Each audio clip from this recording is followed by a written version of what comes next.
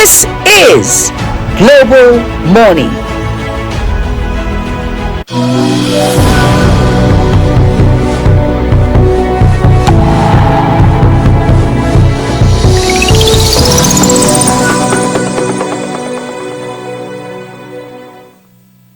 Good to have you right there. It is still Global Morning. The conversation was about the security situation, looking at the security architecture. Well, you can't talk about Nigeria now without saying something about the security situation.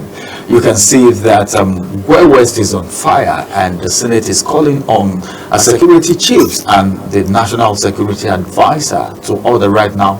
There is an invitation, and that's to tell you of how serious the issue of security is. But moving away from the issue of security right now, what's happening in the polity? Well, I started this morning by saying all the gangs that we entered 2025 with, beginning from the off-cycle elections from Edo to Osun State to Ondo, Anambra forthcoming, and in fact everything that's happening. Before you know one drama to the other, intra-party crisis. I don't know, an APC chief staying on my program here will have to say, well, they don't have anyone giving them a run for their money because the parties that are supposed to be opposition are not standing up. That's an APC chieftain saying this on live television. And that's to tell you of how weak the parties that were supposed to be oppositions are. Why? Because of crisis. All right, we're going to look at all of that this morning. State of the nation, the impact of intra-party crisis. How is governance going? Have you thought about Fubara and Wike? The statement this morning is, Fubara, if you're being impeached, heaven will not fall, nothing will happen. That's coming from the FCT minister. It was on the papers. I'm not the one saying it. It's not Ramsey's word. But then let's just get to the conversation because I have my guests right here in the studio this morning as we look at the state of the nation, impact of intra-party crisis on governance. And right here, a political analyst will be doing justice to this topic. Silvanus Ope is right with me here this morning. It's good to have you join us on Global Morning today. Thank you for having me. Yes, Silvanus, as a matter of fact, I don't know if you are surprised as I am, because if you ask me, if I wake up in the morning, the first thing I do, of course, is just to pray to God. If you get hold of your handset or just get to the media space, it's all the gangs. If you are not saying National Assembly saga, you are saying the River State Wahala. Or you are hearing of, hey, Benue State, who is Alia oh, these people are pushing Alia here and there. Oh, it's Alia APC. You see, there was even a rumor, he debunked it, that he is leaving APC to SDP, as a matter of fact. And that was debunked yesterday. Then you move from there and say, Lagos State, Obasa, how many times? But then the president have said, hey, you people should just allow Obasa to be there. Then you go to Benue State House of Assembly, you see, all right, the chief judge has to be impeached. A lot of drama in the polity, I don't know. Then 2027 you hear, then you people said, I cannot amount to anything in APC. Look at hold on APC. Here I come, talking about the former governor of Kaduna State, Rufai. So putting all of this together, what are you thinking? What's in your mind as far as intra-party crisis is concerned and relating it to governance? The people are suffering. This intra-party crisis, squabble for position, squabble for interest, contest for relevance, has always been a serious issue in the polity, not just as we are approaching an election. Our politicians have not had that opportunity to discern when to start governance, when to end governance and start politicking. And that is why many leaders fail in this country. When you have people just have 2 years into governance, and we are seeing this party crisis here and there, this person talking about this saying this one saying these people are responsible for all the crisis in this party, a party expelling the governor. All these things are distractions. that we do not need as a developing nation, that we do not need as a country that needs to put its acts together in terms of economy, in terms of security, in terms of providing the basic education for Nigerian people, and it's worrisome. The only advice for the active political players is that there is a period when politicking stops for governance. And we just have 2 years into governance. 2027 is 2 years ahead, and we are seeing all these crises. And one thing we should know is that this intra-party crisis do nobody any good, particularly the Nigerian people. We want to see a robust opposition that puts the government of the day on its toes, that challenges the government, that makes the government to work. If there is a robust and strong opposition, the government of the day will know that you cannot get the mandate of the people except you deliver. What will make you to win the upcoming election is by your hard work, is by the things you deliver, is by your scorecard. What have you delivered to the people? But when there is no robust opposition to put them in check, you see them relaxed. And that is what I'm most afraid of in this country now, and at this particular time in our history as a nation. We do not have that opposition that flavors a democracy. All right, we do not have that opposition that flavors democracy. Now, as it is, we're talking about intra-party crisis.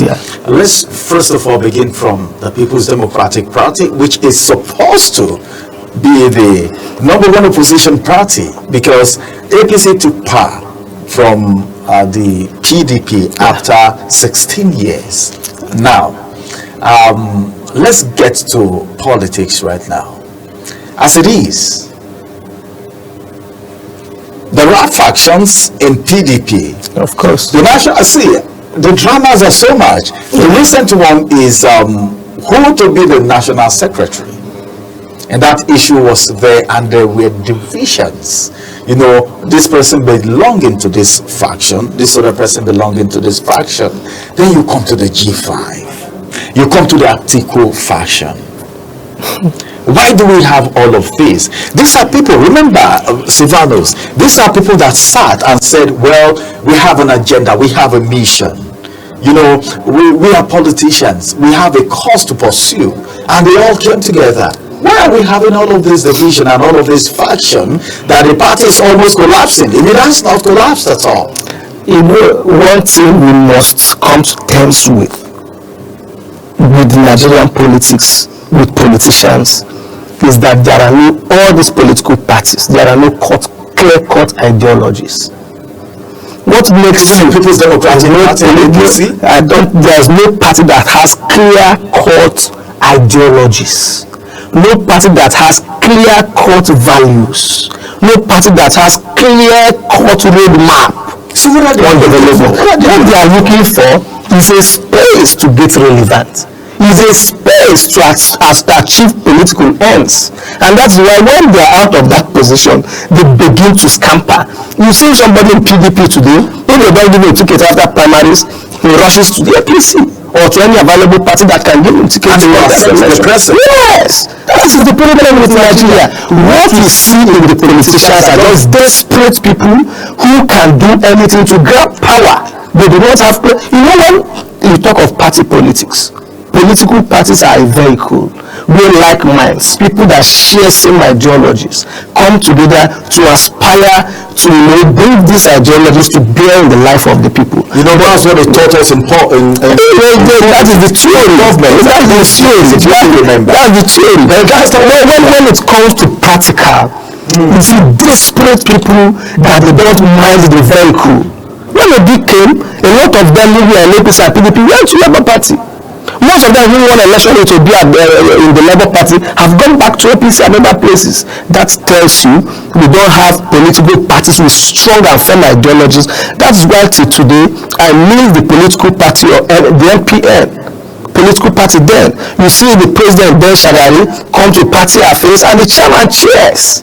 The chairman asserts the ideologies of the party on the leadership of the day. He tells you, we are product of this party, this is what the party is made for, this is where you have to bring your framework of governance under the radar of political ideology. But this is no longer happening.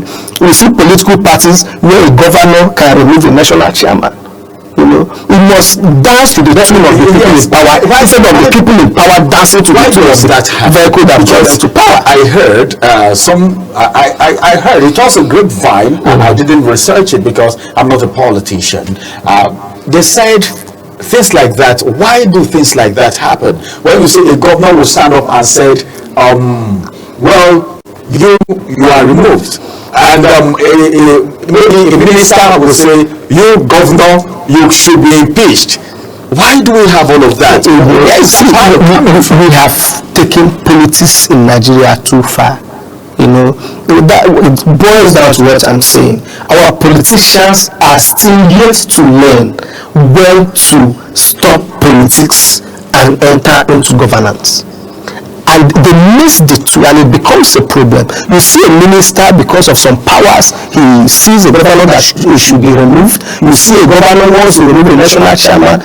All these politics, no values, no ideology, no interest. Parties are no longer strong. Look at the PDP today. They used to be in power just like a spoiled brat. They were in power for 16 years, feeding fact. And today, just few years out of power, the party is now a shadow of its former self. No ideology. Nobody wants to make sacrifices to keep a vehicle that will make it produce presidents. We have two presidents, former president, we are presidents under the PDP. What are they doing to reposition the party now that the party needs them most? These are people who are made by the party. We have vice presidents made by this party. We have former governors made by this party. But the party is going down. Nobody cares about the vehicle. So are you trying to say these people just came, took their own? Yes, everybody wants what they get from the party. They are not thinking of how to sustain the party. For the party to continue to reflect the values and ideas that were pivotal to its foundation. What they are interested in is what will we gain, what is the end point of joining this party, what positions will I be given. If they are not given position here, they run to another place. That's the problem. We just finished talking about the People's Democratic Party now. You know, when Labour Party came, a lot of people were excited. But not too long after the 2023 election, and Peter Obi lost that election by the virtue of whatever, I don't know, and I don't want to know, because it has happened and it has happened. We are now into governance, and that's what's paramount right now. Did you expect what you're seeing in Labour Party right now? Because Labour Party that just came, they're having factions already. And some people are even speculating that if Care is not taken, Peter Obi is going to move out of Labour Party. Because some person said nobody knew Labour Party until Peter Obi became a presidential candidate of that party.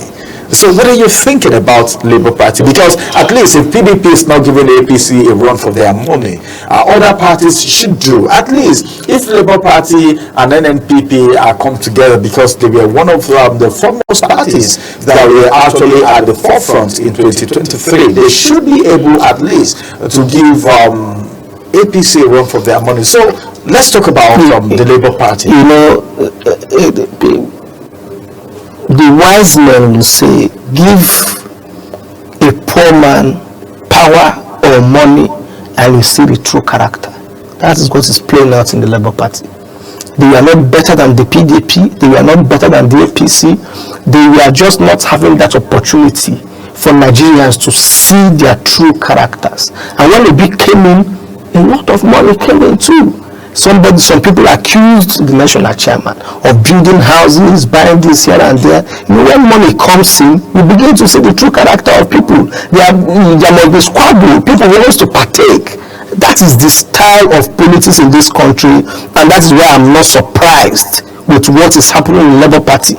People are in politics to make money. Politics is not in Nigeria, is not a vehicle to serve, is not a vehicle to bring your experiences, to bring your ideas, to better the lives of Nigerians. It's just a vehicle to make quick money. And that's why the first thing a politician in Nigeria does is self-preservation. Take poverty out of my life, take poverty out of the life of my generation, take poverty out of the life of my extended family, take poverty out of the lives of my village people. They also think of how they sustain many years after leaving this position. And that's why Labour Party is in this crisis. They don't want, if only Peter Obi is a big party now, because Peter Obi entered in 2023. But now, who tells you that they don't want other big people to come in, run the primaries with Obi, where they make more money? And that's what all these things is going to. The party leadership has seen money, and they don't want to stop seeing money. And that's why they are having crisis inside the party. Yes. All right, let's look at what impact has this intra-party crisis made on governance. That's what I'm saying. The governance now. If there is a robust opposition, a united opposition, like PDP in one piece and strong, the Labour Party providing viral and robust opposition, the SDP doing the same, the president and the government of the day will sit up. Why?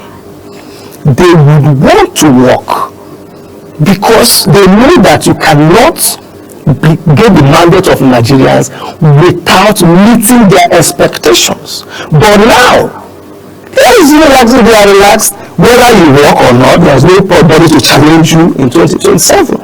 And because of that, you do what you want, you still win the election. In all these parties, not only the ruling party is united. Only the ruling party is strong enough. Are you telling me the ruling party is united? Are you aware of what is happening in Benue State? We are talking of a fraction of the party in the state. A fraction of the party is in the state. When it comes to the national, the party has an acceptable leadership, National Executive Committee. It has a president. And that is the only party that does that them in the state. That's part of the party. It's part of the party. Don't you think that there is a way, because this is a tree we're talking about, and a branch of the tree is having an issue. Yes. Don't you think it will affect the whole tree? It's better than the whole tree having an issue. The branch, if the president calls them together, the leadership of the party, the problem can be solved. But when it comes to the PDP, two people may claim to secretary position, nobody wants to factions. If they want to hold a NEC meeting today, they don't even know which to attend. Oluwanya will be calling his own, another national secretary will be calling his own. If you go to a Labour Party, Melody Usman says she's caretaker committee chairman of the party. My friend Abdul is also national chairman of the party. So if there is a level of stability in the APC that the party enjoys, that other political parties in the opposition do not have. But let's call spade a spade. Don't you see some form of pretense here? Maybe the reason why we're not seeing escalating crisis in the APC is because some persons are having something in their mouth. You know, when you have something in your mouth, you won't be able to talk. Don't you think people are scrambling for their interests and they are keeping quiet so that they can partake in certain things? Don't you think that's it? Do you think the APC is void of crisis? It is not. See, there is no political party that is void of crisis. The party is made up of humans. Humans come together to form a party. You have a different agenda. I have a different agenda. He has a different agenda. You want to be governor in Benue? Maybe if you are from Benue, I want to be governor in Benue too. So what the party does is to attempt to unite this interest in the interest of the party, and it never works. So you must have people who are disgruntled within the family. You must have people in every political party whose interests are not properly carried along. But what matters is whether the party is managing its crisis effectively, like the APC is not very effectively, but better than other parties. The PDP shambles, the Labour Party finished.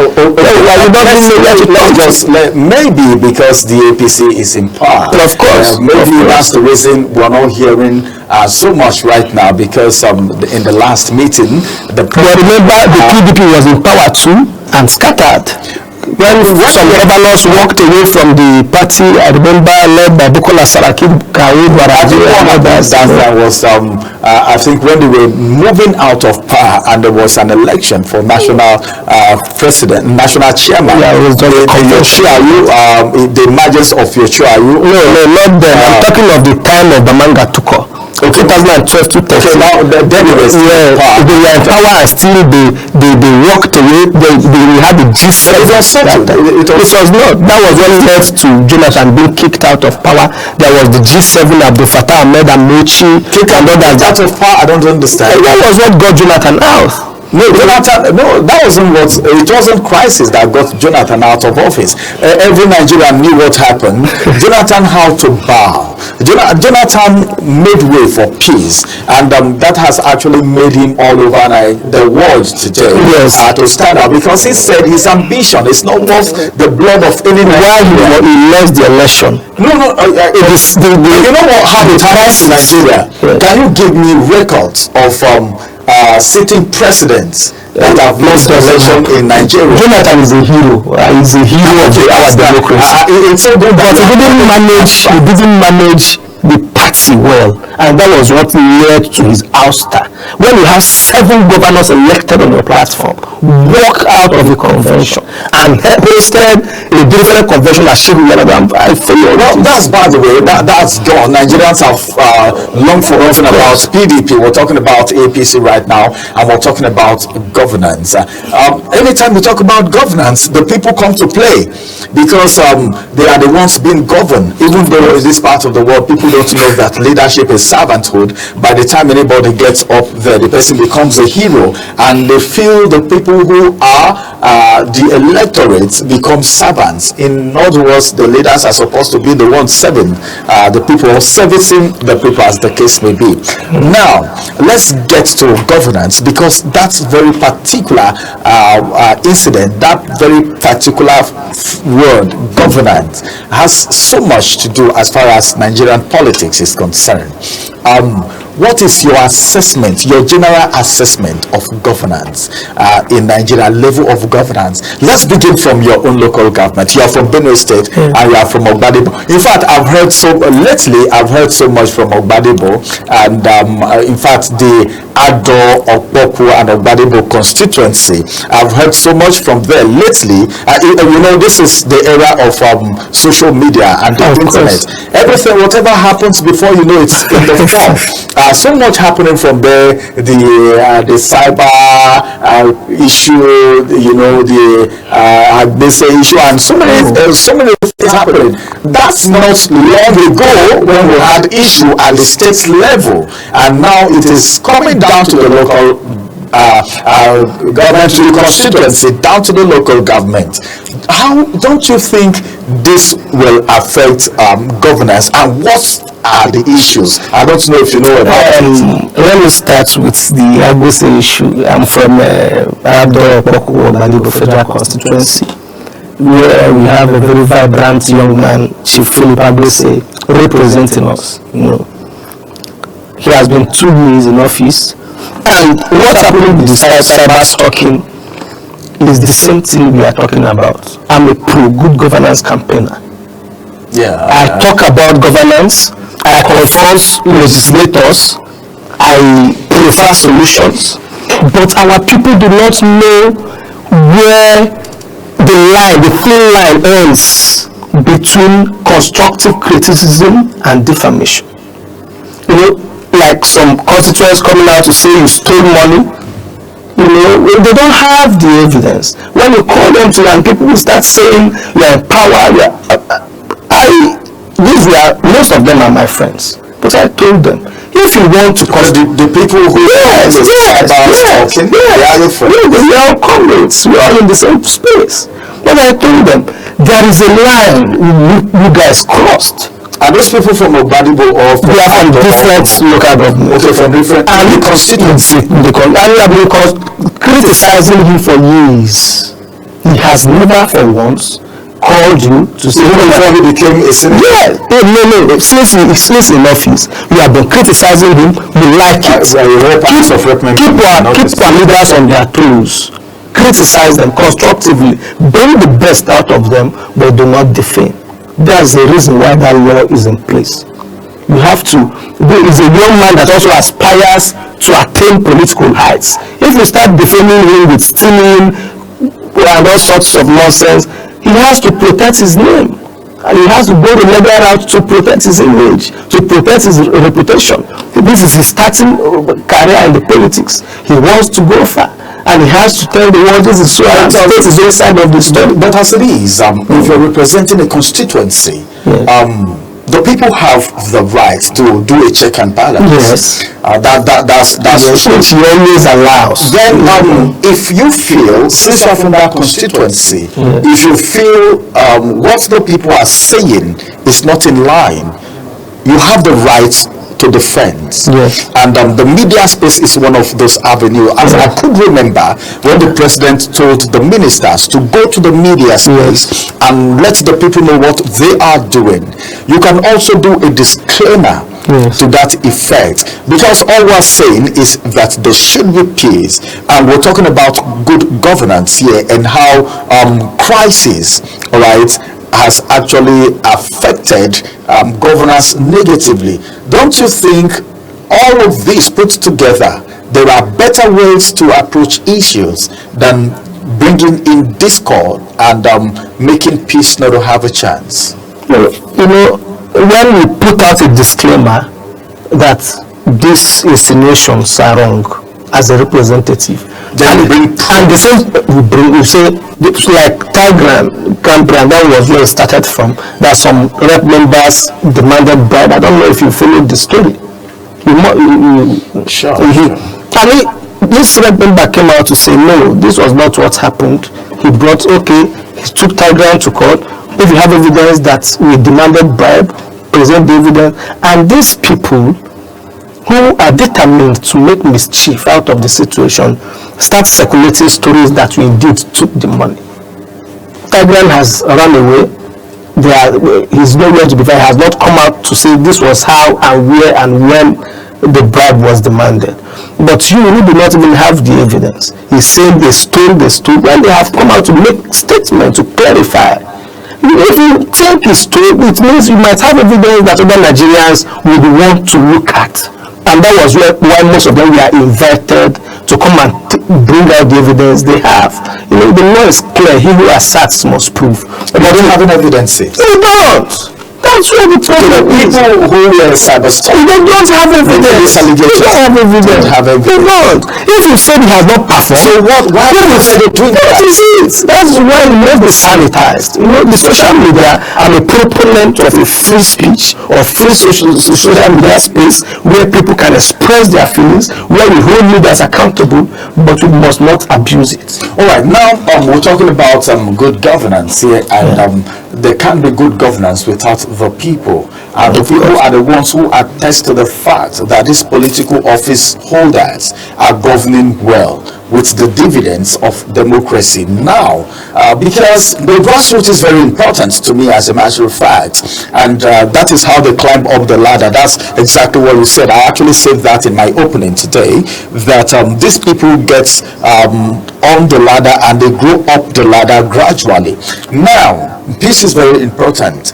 Some persons are disgruntled already. Some persons are sad. There's so much happening, and some persons are saying, well, Ogbadebo should learn their lesson from this. Some people are saying, well, Ado should have learned their lesson. The lesson they are saying is tilting towards 2027, as a matter of fact. But now, in a situation like this, how can this dispute be handled such that amicably, such that the people can have trust? All right, because governance is all about test and trust. When you're tested and you're being trusted, everyone's hand will be pushing you up the ladder, which is one of the things that most of these political office holders actually desire, and they pray for, and they long for, and they want, they need it. So now, do we settle all these differences and put it aside and focus on governance and not all these distractions? I call it distraction as a matter of fact. These are distractions, just like what is happening at the National Assembly. You know, one thing as a leader, one fact you must embrace as a leader and elected representative is that everybody must not agree with you. As we work towards 2027, there are aspirants. You know, they have supporters. You don't expect that everybody will queue behind you. But peace is a necessity. And what you must do is to develop that thick skin that it doesn't affect your work for the people. Politics, distractions must come, except you're not a politician. I read what Tinubu wrote that is used to insult and is angry when his followers get angry that he's insulted. That's a politician talking. Tinubu, he represents what a thoroughbred politician should be. I'm not talking about governance, but party politics. He represents what a thorough politician should be. I think you're bringing in a topic. Yes. But I'm just trying to say that in governance in Badime, like my place, in Boku and federal constituency, everybody must not support you. That is the truth. But there is need to find a melting point where all of us can coexist for the betterment of our. All right, that has been Silvanus Ope, a political analyst and a pro-good governance. In fact, as a matter of fact, we'll talk extensively. But if you want to talk about good governance and the impact of intra-party crisis in Nigeria, it's not something that you can finish just in a day because it's so big. We just touched a little fraction of it.